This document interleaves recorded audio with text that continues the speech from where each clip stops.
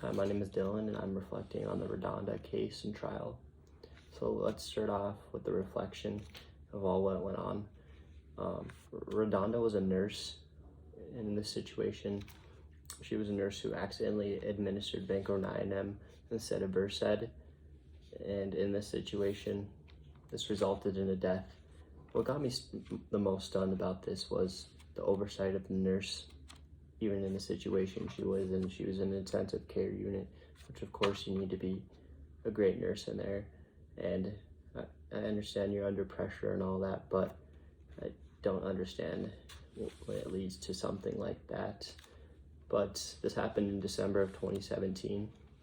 Like I said, it was an oversight of the nurse in the situation, leading to a death. Some events in this situation. Rondada overrided the auto dispensing cabinet, and you can just override it, and that's part of the Vanderbilt University Hospital. And hopefully today it's changed a little bit. This led to a med error, missing cues, and on the med vial she went back to look at it after the situation occurred, and of course she was stunned and at a loss for words when she was interviewed. This really reminds me of how important the medication, the rights of the medication are: the right dose, right person, right calculation, and also right situation too. And you have to verify everything, almost like when we were with Professor Berger. She explained another situation. When you're administering blood, of course you need it to be administered by the nurse, and you need to have two people verify that. And in a situation like that, you need to have the doctor order it. And of course, the doctor needs to order a medication too. A nurse cannot be prescribing things, or we cannot diagnose, of course. But in this situation, I understand the pressure is real. And Rondada did admit to being distracted and missing the cues, and she was very sorry to the family. And I can imagine it was very difficult for her. And the issues were definitely both by Rondada and the automatic dispensing system, the medication system that hospital uses in Vanderbilt University, and the Vanderbilt University and the hospital are both combined as one. I assume it must be a very high regarded university, a great hospital in the US, I assume. And some ideas I'd recommend, which hopefully I'm betting they probably implemented them today in 2025, so that's 8 years later. And I would say strengthen your med verification code and reducing override systems. If you're going to be overriding, I'd say you definitely need to have more than one nurse override it, almost like a verification. If one nurse wants to override a medication, and by giving it, I think it should be sent to possibly like the charge nurse or the clinical care leader. And maybe that's just an idea. Maybe they've already done something like that in different hospitals.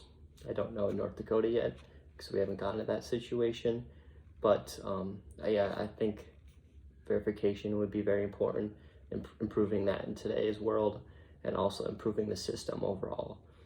The nurse did say that the system is very hard to use and it's not accessible, and that's just not good. If it's not a good system to use, it makes it difficult for everybody for errors to occur and to keep occurring. And also good education. Obviously we're getting lots of education here in nursing school by our pharmacology professor, our skills and lab instructor, and also of course our clinical instructor when we're in the hospital.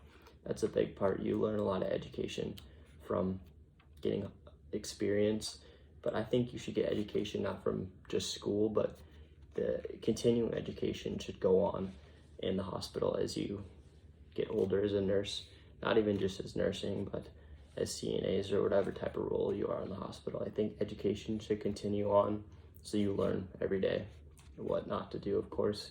And in this situation, you did, and every nurse, student nurse, and me learned what not to do. To wrap up this case though, the Rondada case was very sad, I thought, but a real example showing of how important it is to verify the dose, verify the medication in this situation, because it can be terrible like the situation, she gave the wrong medication and the patient died from it. A 74-year-old, I think that's what it was, a lady, and she was about to be discharged soon too.